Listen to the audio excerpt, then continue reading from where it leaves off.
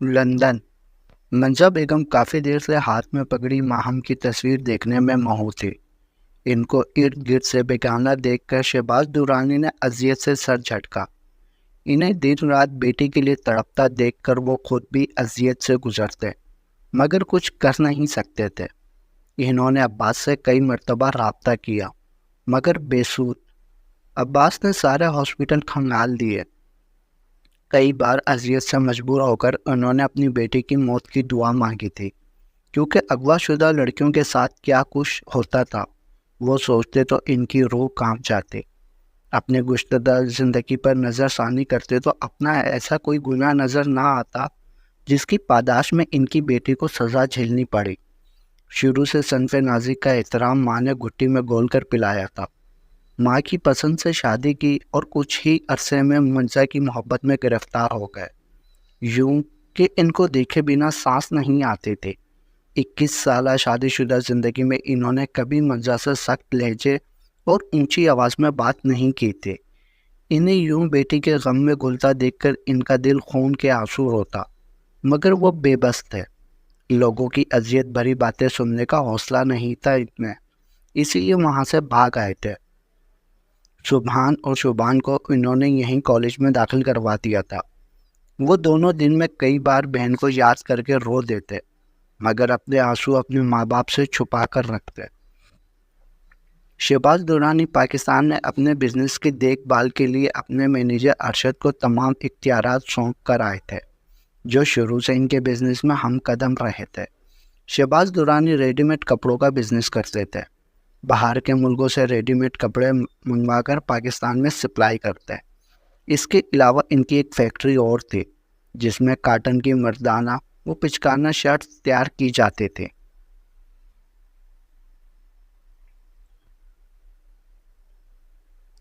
माहम की आंख आधी रात के बाद खुली। इसने उठकर इर्द गिर्द निगाह दौड़ाई। करीब ही मौजूद दूसरे बेड पर फातिमा सो रही थी। कमरे में नाइट बल्ब की मलकीची सी रोशनी थी। माहम ने करीब मौजूद छोटी सी टेबल से पानी का जग उठाकर अपने लिए पानी डाला। घड़ी की तरफ निगाह डाली, मगर कम रोशनी की वजह से वक्त का अंदाज़ा नहीं हो सका। पानी पीकर गिलास वापस रखकर उठी और स्विच बोर्ड तलाशा। 3 बटन दबाने के बाद चौथे बटन से आकर कमरे की लाइट ऑन हो गई। घड़ी रात के 3 बजा रहे थे। फातिमा की नींद के ख्याल से लाइट ऑफ करके वो वापस बेड की तरफ आ गई। तकिया ऊंचा करके बेड की पुश्त के साथ रखा और टेक लगाकर बैठ गई। आंखें बंद करने पर इसके जहन के पर्दे पर अपने प्यारों की शबीह लहराई। इसके होठों पर मुदम से मुस्कुराहट उभरी, और दूसरे ही लम्हे जैसे किसी ने इसके होठों से वो मुस्कुराहट नोच डाली। इसके चेहरे पर कर्ब के साए लहराने लगे। अपने ऊपर गुजरने वाली क़यामत जैसे सामने आ खड़ी हुई। बेख्तियार ही इसकी आंखों से आंसू बह निकले। वो घुटनों पर सर रख के दबी आवाज़ में रोने लगी। इसका सारा वजूद झटके खा रहा था। फातिमा को सोते में महसूस हुआ जैसे कोई रो रहा है। इसने सोते में बेचैनी से करवट बदली तो सिसकी की आवाज़ पर आंख खोलकर कमरे का जायज़ा लिया। जैसे ही निगाह रोती हुई माहम पर पड़ी, वो तेज़ी से उठी और इसके करीब आकर बैठ गई। माहम, आप, क्या हुआ? आप ऐसे क्यों रो रही हैं? इसको मुतवज्जा करने के लिए बाजू पर हाथ रखकर फातिमा ने परेशानी से पूछा। मेरा सर शदीद दर्द कर रहा है। माहम ने झूठ का सहारा लिया और दोनों हाथों से कनपटियों को दबाया। माहम, रोने के बजाय अगर आप मुझे जगा देती तो मैं आपको दवाई दे देती। पता नहीं किस वक्त से आप रो रही हैं। फातिमा के चेहरे पर इसके लिए फिक्र थी। तुम सो जाओ फातिमा, मुझे आराम आ जाएगा, परेशान नहीं हो। माहम ने आंसू साफ करते हुए आवाज़ पर काबू पाकर कहा, वरना तो इसका दिल कर रहा था फातिमा के गले लगकर अपनी सारी तकलीफ आंसुओं में बहा दे, मगर वो ऐसा नहीं करना चाहती थी। अपने लिए हमदर्दी इसे किसी सूरत भी मंजूर नहीं थी। आप लेटें, मैं आपके लिए चाय बनाकर लाती हूँ, साथ में ब्रेड ले आती हूँ। खाली पेट दवाई खाना ठीक नहीं। माहम के रोकने के बावजूद फातिमा इससे अपना हाथ छुड़ाती दरवाज़ा खोलकर बाहर निकल गई। माहम कोशिश के बावजूद आंसुओं पर बंद नहीं बांध सकी। اور گھٹنوں پر دوبارہ اپنا سر رکھ کر گھٹی آواز میں رونے لگی۔ 2-3 منٹ رونے کے بعد جیسے اس کا دل ہلکا سا ہو گیا، اس نے سر اٹھا کر دوپٹے سے اپنا سارا چہرہ اچھی طرح صاف کیا۔ فاطمہ چائے لے کر واپس آئی، تب تک ماہم اپنے آپ کو سنبھال چکی تھی۔ یہ آپ کی چائے اور بریڈ، آپ جلدی سے کھائیں تاکہ میں آپ کو میڈیسن دوں۔ فاطمہ کی اتنی محبت پر ماہم کا دل بھر آیا۔ جب تک ماہم نے چائے اور بریڈ ختم نہیں کی، فاطمہ اس کے پاس بیٹھی رہی، اپنے ہاتھوں سے اس کو میڈیسن کھلا کر سونے کے لیے لٹایا اور ماہم کی آنکھیں بند کرنے پر خود بھی اپنے بستر پر جا کر لیٹ گئی۔ ماہم کافی دیر آنکھیں بند کیے لیٹی رہی۔ جب فاطمہ کے سونے کا یقین ہو گیا تو آنکھیں کھول کر سیدھی لیٹ گئی۔ ماما پاپا کو یاد کرتے اس بار اس کی آنکھوں سے آنسو نکلے، مگر آواز کے بغیر۔ وہ ڈھیر سارا رونا چاہتی تھی، اور وہ تب ہی ممکن تھا جب وہ بے آواز روتی۔ عفان فجر کی نماز پڑھ کر قرآن پاک ہاتھ میں لیے قبرستان چلا گیا۔ 1 گھنٹہ ماں کی قبر پر قرآن کی تلاوت کرنے کے بعد تھکے تھکے قدموں سے گھر کی طرف چل پڑا۔ اپنے غم میں ڈوبے اسے ایک بار بھی ماہم کا خیال نہیں آیا تھا۔ گھر پہنچا تو جگنو اور کبیر ابھی تک سو رہے تھے۔ قرآن پاک واپس الماری میں رکھ کر وہ چرپائی پر آ کر لیٹ گیا۔ ماں جیسی پیاری ہستی سے بچھڑ جانے کا غم اسے اندر سے کاٹ رہا تھا۔ آنکھیں بند کرنے پر جیسے یادوں کا عکس اس کے سامنے لہرایا۔ امی جان، مجھے پتہ ہے آپ ریان بھائی سے زیادہ پیار کرتی ہیں۔ رحمت بی بی کی گود میں سر رکھ کے عفان نے روٹھے ہوئے بچے کی طرح منہ بسور کر کہا، جھلیا، ماں تو ہر بچے سے ایک جیسا پیار کرتی ہے، یہ تھوڑا کم کیا ہوتا ہے؟ تم دونوں میرے جگر کے ٹکڑے ہو، تم دونوں کے لیے میرا پیار ایک جتنا ہے۔ رحمت بی بی نے نرمی سے اسے سمجھایا۔ نہیں امی جان، میں نے خود محسوس کیا ہے، آپ روز ریان بھائی کے لیے سب سے دعا کرواتی ہیں۔ میں بھی تو آپ کا بیٹا ہوں، میرے لیے کبھی آپ نے دعا نہیں کروائی؟ عفان کے لہجے سے حسد کا پتہ چل رہا تھا۔ پتر، تو آنکھوں کے سامنے ہے، تیرے لیے ہر وقت میری زبان سے دعا ہی تو نکلتی ہے۔ ریان تیرا بھائی دیار غیر میں ہے، جہاں سے اس کی کوئی خیر خبر نہیں۔ یہ دعا تو میں اس کی راہ میں حائل رکاوٹوں کو دور کرنے کے لیے کرواتی ہوں۔ تو بھی اپنے بھائی کے لیے دل سے دعا کیا کر، کیا پتہ تیری دعا قبول ہو جائے اور تیرا بھائی واپس آ جائے۔ پتر، پیسے کی لالچ بڑی بری شے ہے، جس کو لگ جائے ڈبو کر چھوڑتی ہے۔ میں بڑا سمجھاتی تھی تیرے بھائی کو، مگر اس کی عقل پر تالا پڑا تھا۔ امید ہے کہ اب تک دھکے کھانے پر اس کا یہ تالا زنگ آلود ہو کر ٹوٹ چکا ہوگا۔ رحمت بی بی اپنے اصلی دھیمے پن سے عفان کو سمجھا رہی تھی۔ تو کیا امی جان، اپنی ذات کے لیے اچھا سوچنا کوئی غلط بات ہے؟ انسان اپنا کل بہتر بنانے کے لیے ہی پیسے کی دوڑ میں شامل ہوتا ہے۔ عفان نے دل کی بات زبان سے ادا کی۔ پتر، پیسے کمانا بری بات نہیں، مگر پیسے کے لیے برا راستہ اختیار کرنا بری بات ہے۔ اب تو خود سوچ، تیرے بھائی نے پیسے کے لیے اپنے گھر کی چھت گروی رکھ دی، حالانکہ وہ جانتا تھا اس کی اتنی استطاعت نہیں، مگر اس نے پیسے کی لالچ میں اچھا برا کچھ نہیں سوچا اور کر گزرا۔ اگر گروی سے ملنے والی رقم سے یہاں پر ہی کوئی کاروبار شروع کر دیتا تو اب تک پہنچ جما چکا ہوتا، مگر اس نے زیادہ کی لالچ میں کم بھی چھوڑ دیا۔ میرا بچہ، ایک بات یاد رکھنا، اللہ تعالی ہمیں ہمیشہ وہی دیتا ہے جو ہمارے نصیب میں ہوتا ہے۔ پیسہ کمانا بری بات نہیں، پیسے کی حوث کرنا بری بات ہے۔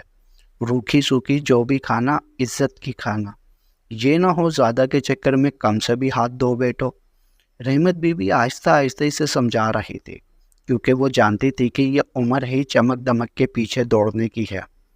مگر امی، جب انسان کو پیسے کی زیادہ ضرورت ہو تو وہ ہاتھ پاؤں مارے گا، اور اس پیسے کو حاصل کرنے کے لیے وہ ضرور الٹا سیدھا کرے گا۔ عفان نہ جانے کیا پوچھنا چاہ رہا تھا۔ پتر، جب انسان تنگ دستی کا شکار ہو تو دوسرے کا منہ دیکھنے اور کچھ الٹا سیدھا کرنے کے بجائے سیدھا اللہ کے حضور جھک جانا چاہیے۔ بندوں سے مانگ کر شرمندہ ہونے کے بجائے اللہ کے آگے عرضی پیش کرنی چاہیے۔ پھر پتر، مصیبت چھوٹی ہو یا بڑی، جب اللہ کے پاس عرضی پیش کر دیں تو خود کچھ سوچنے کا سوال ہی نہیں پیدا ہوتا۔ بس صبر اور برداشت سے اچھے وقت کا انتظار کرنا چاہیے۔ تکلیف اور آزمائش پر صبر کرنے والا ہی ایک اچھا مسلمان کہلاتا ہے۔ ان کا انداز ہنوز دھیما اور نصیحت آمیز تھا۔ ماں کا کہا گیا ایک ایک لفظ اس کے کانوں میں گونج رہا تھا۔ اس کی آنکھوں سے لگاتار آنسو بہہ رہے تھے۔ اسے یاد آ رہا تھا کہ اس نے ماں کا دیا ہوا سبق بھلا دیا تھا۔ اسے اچھی طرح سے یاد تھا کہ ماں کی پریشانی میں اس نے ایک بار بھی اللہ کے حضور عرضی پیش نہیں کی تھی۔ اس نے صبر کا دامن ہاتھ سے چھوڑ دیا تھا۔ وہ ایک اچھا مسلمان نہیں رہا تھا۔ یہ بات اس کو کچوکے لگا رہے تھے۔ مصیبت اور پریشانی میں اس نے اللہ کا ہاتھ تھامنے کے بجائے لوگوں سے مدد مانگنے کو ترجیح دی تھی۔ اس ایک غلطی نے اب اسے ساری زندگی تڑپانا تھا۔ اٹھ جاؤ پوستی ہوں، ٹائم دیکھا ہے؟ صبح کے 8 بج رہے ہیں۔ آپا ناشتہ لا رہی ہیں۔ جگنو اٹھتا ہے یا ڈالوں ایک بالٹی پانی بھر کے؟ اس کو ہلتے نہ دیکھ کر مراد نے جگنو کو جھنجھوڑتے ہوئے کہا، ذلیل انسان، اگر تیری آنکھ جلدی کھل گئی ہے تو ہماری نیند کیوں حرام کر رہا ہے؟ کبیر کھیس پرے ہٹاتا ہوا اٹھ کر بولا، الو کی دم، آپا کا آرڈر ہے کہ ماں جی کا آج دوسرا دن ہے۔ ابھی گاؤں سے لوگ تعزیت کے لیے آنا شروع ہو جائیں گے۔ یہاں سے چارپائیاں اٹھاؤ، ناشتہ کر کے کناتے لگوانی ہیں۔ مراد نے جلدی جگانے کی وجہ بیان کی، یا تھکاوٹ کی وجہ سے دماغ سے ہی نکل گیا۔ ہم ہاتھ منہ دھوتے ہیں، تو دوڑ کے ناشتہ لے آ۔ جگنو جمائی لیتا ادھر کر غسل خانے کی جانب گیا، جبکہ مراد عفان کو دیکھنے کے لیے اندر کمرے کی طرف بڑھ گیا۔ اٹھ جا جگر، میں ناشتہ لینے جا رہا ہوں۔ قمر کو میں نے مسجد سے سپارے اور گٹلیاں لینے بھیجا ہے۔ وہ آئے تو اسے سپارے لے کر رکھ لینا اور گٹلیاں برآمدے میں ہی رہنے دینا۔ دریاں بچھا کر گٹلیاں دری پر رکھ دیں گے۔ مراد نے اپنی بات کر کے عفان کو دیکھا جو ہنوز ایک ہی زاویے پہ سر جھکائے بیٹھا تھا۔ عفان، صبر کر یار، ان کی زندگی اتنی ہی لکھی تھی۔ اس طرح تجھے دکھی دیکھ کر ماں جی کی روح تڑپ رہی ہوگی۔ تو جانتا ہے نا وہ تجھ سے کتنا پیار کرتی تھی، انہیں تیری اداسی کتنی بری لگتی تھی۔ مراد اس کے قریب بیٹھا تھا، کندھے پر ہاتھ رکھ کر بولا، میں ٹھیک ہوں، پریشان نہیں ہوں۔ وہ دونوں اٹھ گئے۔ عفان نے اپنی آنکھوں میں آئی نمی صاف کرتے ہوئے مراد سے پوچھا، وہ بھی ہاتھ منہ دھو رہے ہیں؟ میں جا رہا ہوں ناشتہ لینے۔ مراد اسے بتا کر باہر نکل گیا۔ جاتے ہوئے کبیر کو چرپائیاں اٹھا کر اندر رکھنے اور ناشتے کے لیے ٹیبل رکھنے کا بول گیا۔ جب تک مراد ناشتہ لے کر آیا، کبیر اور جگنو نے نہ صرف چرپائیاں اٹھائیں بلکہ جھاڑو لگا کر صحن اور برآمدہ دونوں اچھی طرح صاف کر دیے۔ صبح سے شام ہو گئی، آنے جانے والوں کا تانتا بندہ رہا۔ عفان سارا دن سر جھکائے مردوں کے درمیان بیٹھا رہا، بس نماز پڑھنے کے لیے اٹھا اور پھر واپس آ کر وہیں بیٹھ جاتا۔ اگلے دن کل کا ختم تھا، اس لیے صبح فجر کے وقت ہی وہ چاروں اٹھ گئے۔ مل کر سارا گھر صاف کر کے فارغ ہوئے تو 7 بج رہے تھے۔ نہا دھو کر ناشتہ کرنے تک 8 کا ٹائم ہو گیا۔ گاؤں میں ختم کا وقت 11 بجے مقرر تھا، اس لیے ناشتے سے فارغ ہو کر کبیر اور مراد کو جگنو نے دیگوں کی طرف بھیجا اور خود عفان کو گھر ہی چھوڑ کر ختم کے لیے فروٹ لینے چلا گیا۔ پتر، بخار اترا؟ اب کیسی طبیعت ہے؟ ناشتے میں کیا لے گی؟ فاطمہ کی امی نے مہام کو باہر آتے دیکھا تو ایک ساتھ سب کچھ پوچھ ڈالا۔ جی میں اب ٹھیک ہوں، آپ جو بنائیں گی میں کھا لوں گی۔ مہام نے ادب سے جواب دیا تو وہ سر ہلاتی کچن کی طرف چلی گئی۔ مہام ان 3 دنوں میں ان کی اچھائی کی قائل ہو گئی تھی۔ ایک اجنبی کے ہوتے ہوئے سب نے اس کو اتنی محبت اور عزت دی تھی۔ باقر اور قمر نے بالکل فاطمہ کی طرح اسے ٹریٹ کیا تھا۔ کسی نے اس سے کوئی فضول سوال نہیں کیا۔ مہام، آج خالہ رحمت کا کل کا ختم ہے، آپ چلیں گی؟ فاطمہ نے اسے باہر کھڑا دیکھ کر قریب آ کر پوچھا۔ ہاں، کتنے بجے جانا ہے؟ اسبات نے سر ہلا کر مہام نے پوچھا۔ 9 بجے جائیں گے، وہاں جا کر انتظامات بھی دیکھنے ہیں، اس لیے جلدی جائیں گے، فاطمہ نے اسے آگاہ کیا۔ مہام نے ایک نظر اپنے ملگجے سے کپڑوں پر ڈالے۔ اس نے کبھی ایک سوٹ ایک دن سے زیادہ نہیں پہنا تھا، مگر اب وہ 3 دن سے ایک ہی سوٹ میں پھر رہے تھے۔ فاطمہ، یہاں قریب میں کوئی ریڈی میڈ کپڑوں کی شاپ ہے؟ مہام نے جھجکتے ہوئے پوچھا۔ نہیں آپی، شاپ تو نہیں ہے، لیکن ہمارے ہمسائے میں آپا کلثوم ہے، ان کے پاس سلے سلائے کپڑے ہوتے ہیں، آپ ناشتہ کر لیں، میں آپ کو لے جاتی ہوں۔ فاطمہ نے اس کی مشکل آسان کی، کیونکہ فاطمہ کے پاس اب کوئی نیا جوڑا موجود نہیں تھا، اس لیے اس نے بہتر جانا کہ مہم کو آپا کی طرف لے جائے۔ ناشتے سے فارغ ہو کر فاطمہ مہم کو ساتھ لیے آپا کلثوم کی طرف آ گئی۔ انہوں نے بہت محبت سے اس کا استقبال کیا تھا۔ آپ آؤ، میں آپ کو کپڑے دکھاتی ہوں۔ آپا کلثوم انہیں اپنے پیچھے آنے کا اشارہ کرتی ایک کمرے کی طرف بڑھ گئی۔ مہام نے اندر قدم رکھ کر کمرے کا جائزہ لیا۔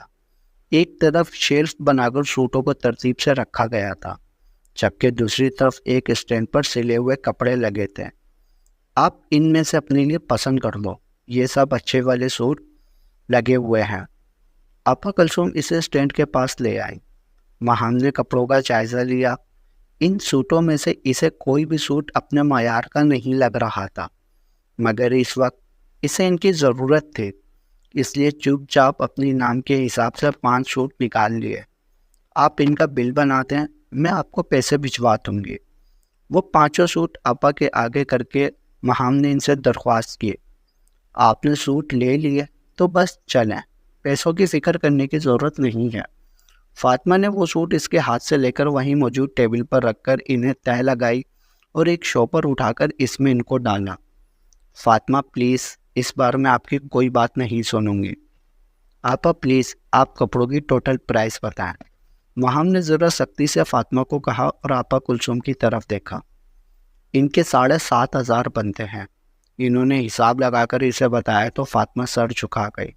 اسے معلوم تھا کہ ادھار کرنا پڑے گا جب تک بھائی کو تنخواہ نہیں مل جاتی، اس لیے خاموش رہنا ہی مناسب سمجھا۔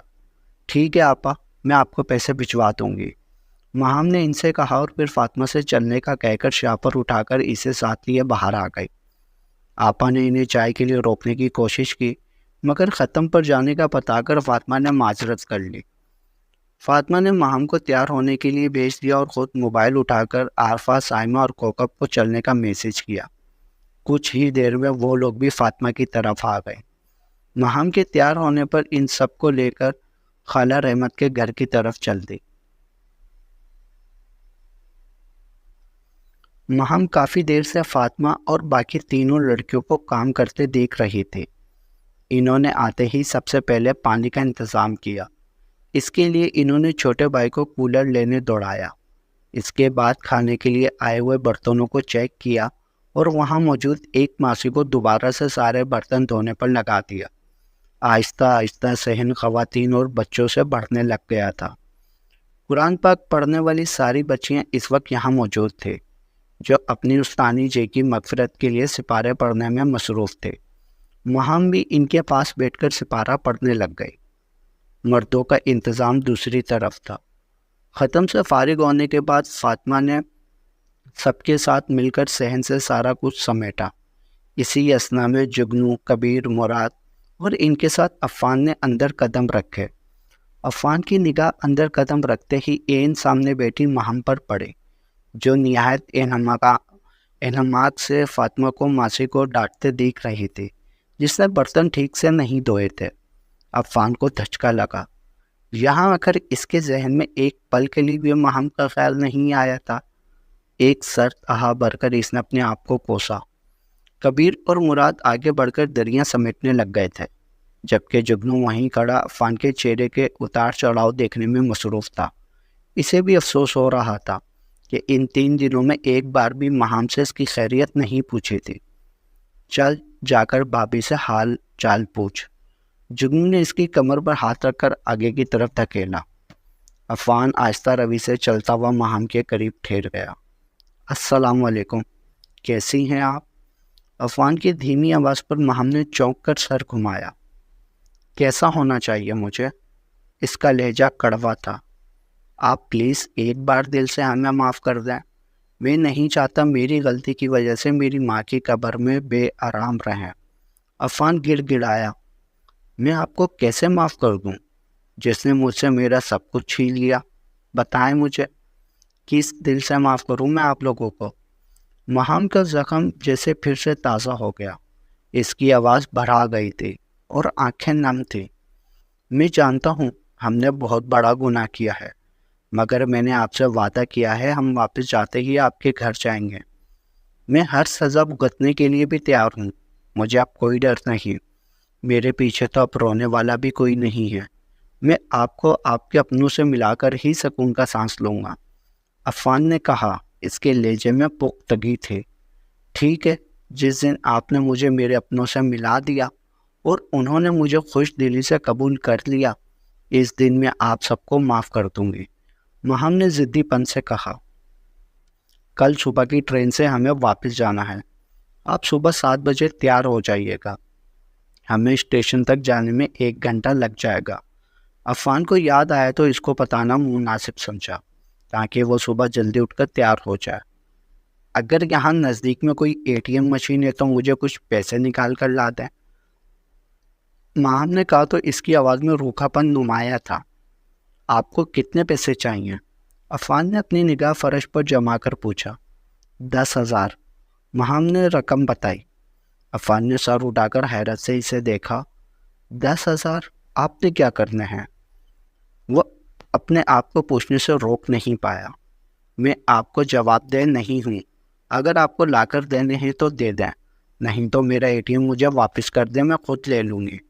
مام نے کڑے تیوروں سے ماتھے پر بل ڈال کر کہا، میں لا دیتا ہوں، سوری مجھے پریشانی میں کارڈ واپس کرنا یاد نہیں رہا۔ عفان شرمندگی سے بولا اور جگنو کو جانے کا بتا کر باہر نکل گیا۔ مہام نے اس کو جاتا دیکھ کر سر جھٹکا۔ کل سے وہ کئی بار سب کے نمبر یاد کرنے کی کوشش کر رہی تھی، مگر سب گڈ مڈ ہو جاتا۔ چلیں آپ ہی، ہمارا کام ختم ہو گیا ہے، اب ہم گھر چلتے ہیں، باقی سب اب بھائی سنبھال لیں گے۔ وہ سب اکٹھے ہو کر مہام کے پاس آئی تھی۔ مہام نے دیکھا ان کے چہروں پر تھکاوٹ کا شائبہ تک نہیں تھا۔ ہاں چلیں، مجھے صبح کے لیے تیاری بھی کرنی ہے۔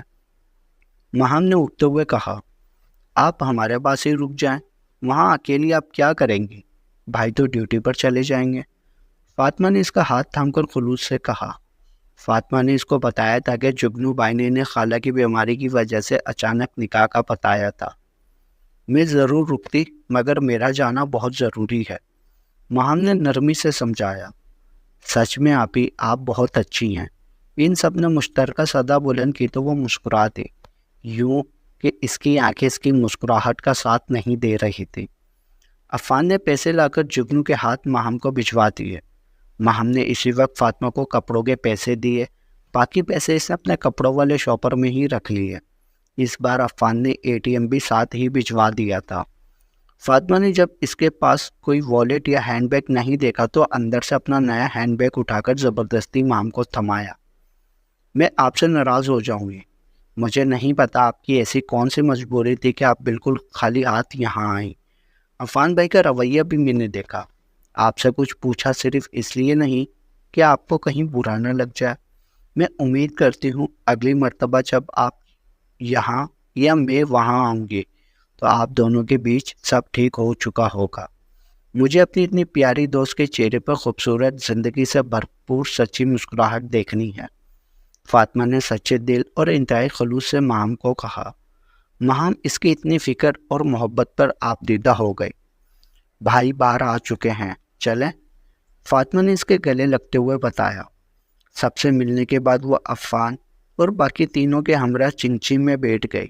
سب ہی اسے ملنے اور الوداع کرنے آئے تھے۔ جاری ہے بقیہ اگلے پارٹ میں۔ تمام پارٹس پڑھنے کے لیے چینل کو سبسکرائب کریں۔